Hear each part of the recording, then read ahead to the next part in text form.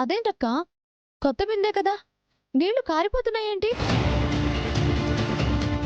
బాగుండాదిమా, బాగుండాది. అభిషేకం చేసేదానికి కొత్త బిందె కొనడానికి గతి లేదు, కానీ పెద్ద పెద్ద మాటలైతే మాట్లాడతారు.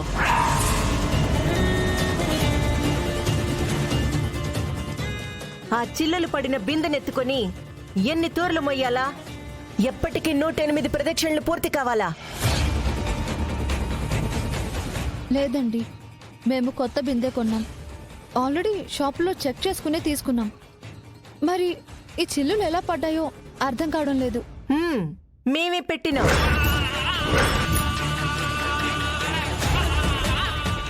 మరి అట్నే ఉంది నువ్వనేటిది. కొత్త బిందె తెస్తే చిల్లులట్ట ఎందుకుంటాయి? మాకెలా తెలుస్తుందండి? అప్పటికి ఖరీదైన బిందెనే కొన్నాం. దేవుడి విషయంలో మేమెందుకు వెనకాడతాం? మీకు అంత దేవుడి మీద భక్తే ఉంటే ఇట్లంతా ఎందుకవుతాది? ఈ మాత్రం బిందె కూడా లేనోళ్ళు పెండ్లి ఎట్లా అమ్మ చేస్తారో? అలా మాట్లాడతారేంటండి? 101 ప్రదక్షిణలు చేయాల్సింది మా అక్క.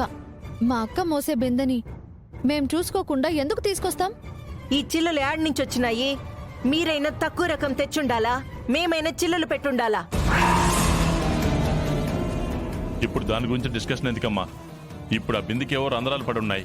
కొత్త బిందె తెచ్చుకుంటే సరిపోతుంది కదా. దగ్గరలో ఎక్కడైనా బిందె దొరుకుతుందేమో చూడండి. ఓ అన్నా, అట్టా బిందె మార్చేదానికి కుదరదు. శుభమా అంటూ కోనేట్లో మునిగే బిందెత్తినాక మళ్ళా బిందె ఎలా మారుస్తామో అది అశుభము. ఆ బిందెతోనే ప్రదక్షిణలు చెయ్యాలా?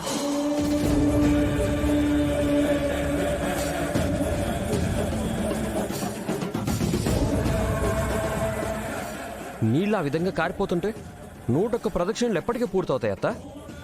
స్వామికి అభిషేకం చేసే లోపే బిందె మొత్తం ఖాళీ అయిపోతుంది. మళ్ళీ ఒక బిందెకి 4 సార్లు కోనేటికి రావాలా. అలా ఎన్నిసార్లు తెచ్చినా ఒక్కసారి కూడా అభిషేకం జరగదు కదా.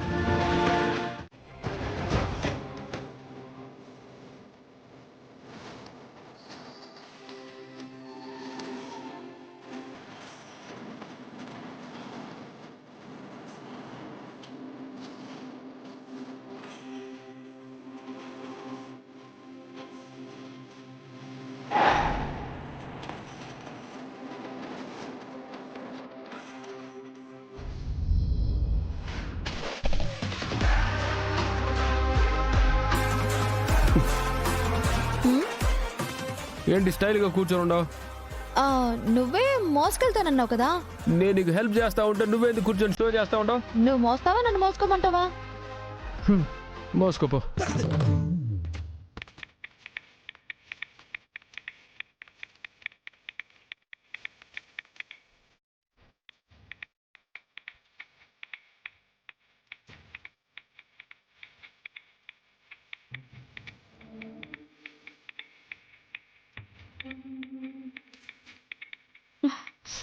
అమ్మా, అమ్మా, కోట్రు నువ్వే మోయ్. అడిగే విధానం అది కాదమ్మా. ప్లీజ్. అది ఇట్ట అడగాలి. ఇడి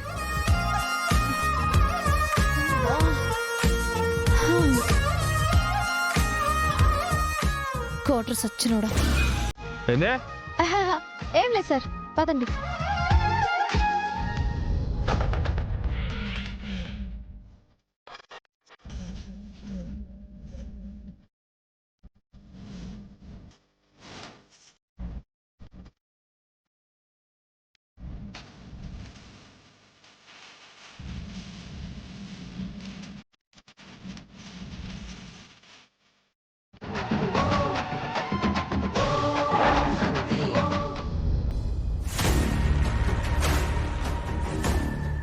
ఇంత కష్టపడి ఆ చెల్లెల బిందె దాని చేతికి పోయేలా చేస్తే దాని చెల్లి ఎప్పటికప్పుడు బిందెలు మోసి మొక్కు తీర్చడానికి ప్రయత్నించింది. సర్లే, అది మోయలేక మధ్యలో ఆగిపోతుందిలే అనుకుంటే అక్కకి బదులుగా చెల్లెలు వెళ్లి బిందెలు మోసి మొక్కు తీర్చబోతోంది. No, I don't like it. ఆ మొక్కు తీర్చడానికి వీల్లేదు. వీల్లేదని నాకు తెలిసే. ఏం చేయడానికైనా మనకు వీలు లేకుండా పోయిందిగా. ఇప్పుడది మొక్కు తీర్చుకోకుండా చేయగలిగితే ఈ పెళ్లి దానంతట అదే వాయిదా పడుతుంది. లేదంటే మొక్కు తీరలేదని శాశ్వతంగా ఆగిపోయినా ఆగిపోయిద్ది. మరిప్పుడు ఏం చేద్దాం? ఫస్ట్ ప్లాన్ నీది, నెక్స్ట్ ప్లాన్ నాది. ఏంటి, నువ్వు కూడా ప్లాన్ చేసావా? ప్లాన్ ఏ ఫెయిల్ అయితే రెడీగా ప్లాన్ బి పెట్టుకుంటాం కదా, అందుకే నేను ఒక ప్లాన్ రెడీ చేశాను. సరే, ఇంతకీ ఏం ప్లాన్ చేసావు? చెప్పను, చేసి చూపిస్తాను.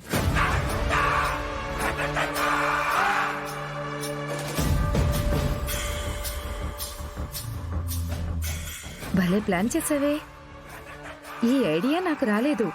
Generation gap. నీ ఐడియా ఆగిపోయిన దగ్గర నా ఐడియా మొదలైనా కావాలని అప్డేట్ ప్లాన్ తో రెడీగా ఉన్నాను. ఇప్పుడు ఆ విజయశాంతి వస్తుంది, ఆయిల్ మీద కాలు వేస్తుంది, ఖచ్చితంగా జారి పడుతుంది. అది సరే, అది ఆయిల్ చూస్తే? చూసినా చేసేదేముంది, అడుగు ఆయిల్ మీద వేస్తే పడిపోతుంది కాబట్టి అక్కడే ఆగిపోతుంది. అలా అయినా మొక్కు ఫెయిల్ అవుతుంది కదా. మొక్కు తీరాలంటే ముందుకు వెళ్ళాలి, వెనక్కి వెళ్ళలేరు కదా. సో ఈ పెళ్లి వాయిదా పడ్డం కన్ఫర్మ్. అబ్బా, నీ బుర్రే బుర్రే, త్వరకపోయి. మలుపు మలుపులో కాల సర్పమై కాచుకొంది నీ కోసం, ఆదమరిచేలా తలకు చిక్కితే